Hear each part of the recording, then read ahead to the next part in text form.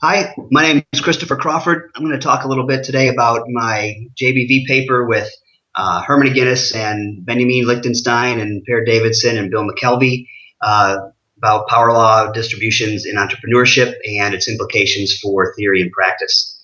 I was motivated to do this paper back in actually 2011 when I was a PhD student, and I wrote it kind of in response to a special issue of ET&P where they talked about universal theories of growth and how we didn't have one and we probably would never get one, and that we were tilting at windmills, and that we should talk about different things.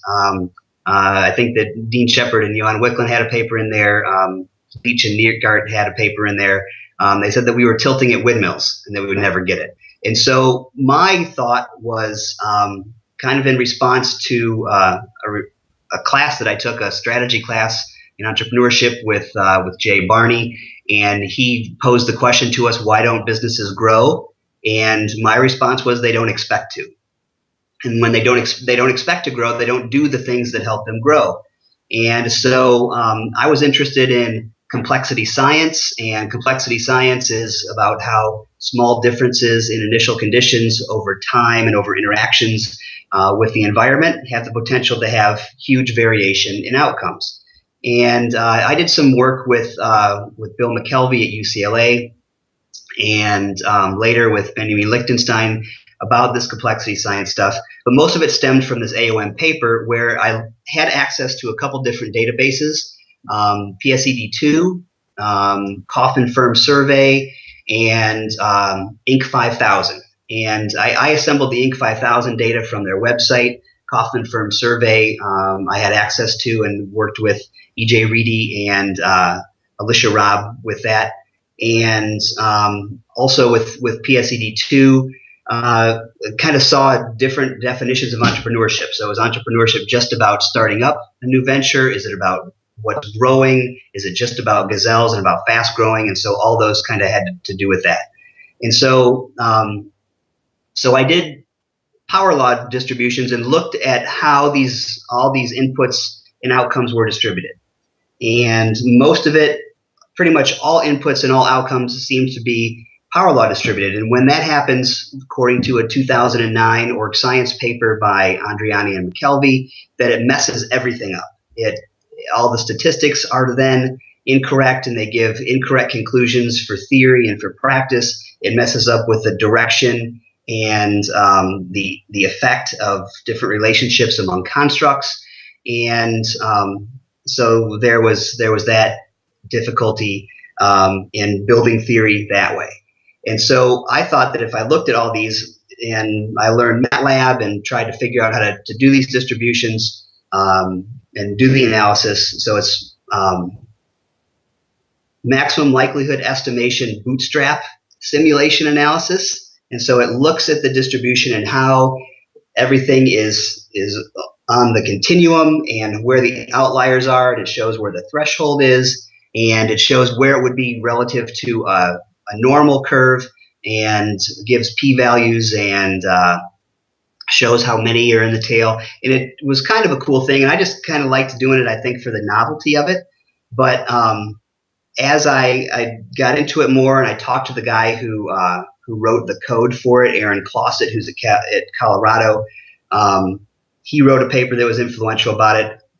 And so as I moved all these things together with the AOM paper, it was about what is the generative mechanism for these distributions? How do these get started? And within the AOM paper, it was expectations, that expectations drive outcomes. And that was a story that I wanted to tell. And that seemed to make sense to me because I was an entrepreneur before. And when I started, I didn't have very high expectations. Some clients who needed some work done, I wanted to help them. And I didn't expect to have 50 employees. I didn't expect to have $5 million in sales. I just expected to help my clients, and this was an easy way to do it. And it was more of a lifestyle venture. So as I submitted this paper to JBV, and this was with Benjamin Lichtenstein to start, the editor, Dimo Dimov, and the 3 reviewers they liked it enough to give it an R, but they said that if you're talking about generative mechanisms, we need to know more. And if you're going to talk about generative mechanisms, you need some kind of agent-based model simulation to test that. And for the second round, I crafted a model, and I thought it was good. And Demo and the reviewers came back and said, it's not very good. And one of the reviewers said something like, "You have cool data. With our N is over 12,000." I said, "But we'd like to see you incorporate it more as an empirical reality for entrepreneurship, because this is representative sample data from PSED2 and the Kaufman is as well. But if we want to talk about a universal theory of growth, we have to start before businesses start." And I liked that idea, and the reviewers essentially said, you need to bring in more people and you need to bring in more data. And so Herman Aguinis at Indiana had written a paper about power law distributions in human performance. And so this would be the initial conditions, the endowments that people start with.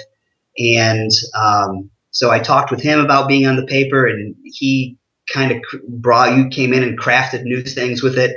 And they said, well, if you're talking about mechanisms at all, you need to bring in the person who writes mostly about it, and Bill McKelvey would be a good idea for that. And I said, okay. So that worked out well.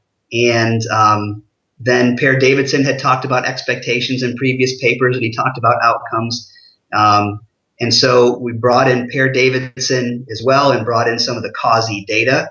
So that's nascent from Australia. And so it's a very, very robust, strong research finding where all inputs, all theoretically generalizable inputs, and all theoretically generalizable outcomes, no matter how you measure the outcomes, whether it's annual revenue, whether it's number of employees, whether it's absolute growth, whether it's relative growth, all of them are power law distributed. And because there are so many outliers in the distribution, all of the theories that we have that either look to explain the relationship between inputs and outcomes, I'm not saying that they're wrong, but the way that they've been tested have been wrong. And so we know as scholars, as we go through our PhD programs, as we do our research, we know that we're supposed to check for outliers. We know we're supposed to look at skewness and kurtosis and things like that. But most people ignore it, and nobody really pays a bunch of attention to it. And I think that what we find in here is that now with things like work experience and money invested and social capital and what your expectations are, if you're not paying attention to it, you're not doing good research that can lend insight into both theory and to practice. And so it's interesting how lots of other people before have come in when outliers have skewed up distributions in other fields like psychology and leadership and things like that, where people came in after the fact and said, here's this published research and here's the data, and then we analyze the data and look, this other research is wrong and this is why they're wrong. And it makes it difficult for entrepreneurship as a field when those things are there. So yes, we find that endowments are important. So human capital, social capital, intellectual capital, and financial capital, all those are important, and they have relationships with outcomes. But unless you know where the outliers are for the inputs and for the outcomes, it's going to be difficult to build robust theory that way. But for practice, you can see that entrepreneurs with inputs and with outcomes, that since they are power law distributed and since there are so many outliers, that when we look for what our inputs can be, that we want to find people who do cool things. To quote Tom Peters in a way, you have to look for people who do cool shit. You want to find people who have written an AMR to start when they're in their PhD program, or they have 12 conference publications to start, where they're outside of the normal of what everyone else does. And sometimes that might be a topic, but other times it might be just relative performance compared to everybody else. And those outliers have a disproportionate impact on and carry a disproportionate effect relative to everybody else. And so outliers mess things up. So outliers have coevolutionary effects on what happens. So from a discovery standpoint, people who are outliers can discover opportunities more readily, and because they do things that other people can't do, and they engage in a way that may be different, outliers also can create. And so from a discovery platform and from a creation platform or perspective, finding these outliers is a huge deal for both theory and for practice. And we're excited about the research because now we know that inputs and outcomes are power law distributed. So now we can search for these mechanisms. Things like self-organized criticality, least effort,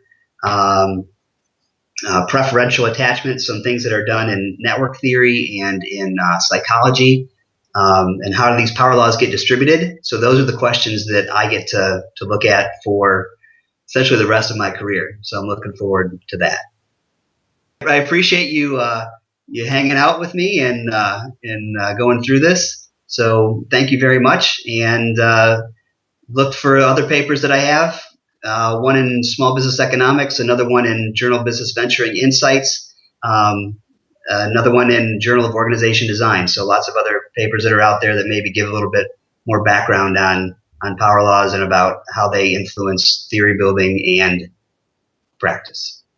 Thank you.